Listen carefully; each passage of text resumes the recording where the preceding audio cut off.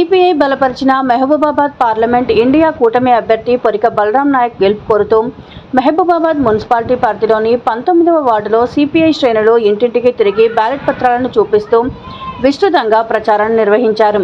ఈ సందర్భంగా సిపిఐ-జి పట్టణ నాయకులు చిదిరాల జ్ఞానేశ్వర్ మాట్లాడుతూ మహబూబాబాద్ ప్రజలందరూ సిపిఐ బలపరిచిన బలరాంను గెలిపిస్తామని నినాదిస్తున్నారు. గతంలో ఎంపీగా బలరాం నాయక్ చేసిన అభివృద్ధి కార్యక్రమాలను చూసి మరొక్కసారి అవకాశం ఇవ్వాలని ఓటర్లను ఓట్లు అభ్యర్థించామని ఈ నెల 13న జరిగే ఓటింగ్లో ప్రజలందరూ బలరాం నాయక్ చేతి గుర్తుపై ఓటు వేయాలని కోరామని తెలిపారు. ఈ ప్రచార కార్యక్రమంలో సిపిఐ పార్టీ శ్రేణులు పాల్గొన్నారు. ఈరోజు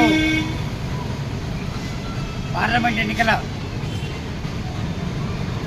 కార్యక్రమంలో భాగంగా 19వ వార్డులో ఈరోజు విస్తృతమైన ప్రచార కార్యక్రమం నిర్వహించడం జరిగింది.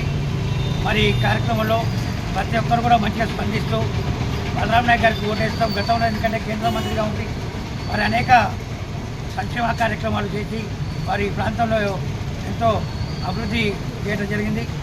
ఆ వ్యక్తికే ఓటేస్తామని చెప్పేసి ప్రతి ఒక్కరు ఓటరు కూడా హామీ ఇవ్వడం జరిగింది.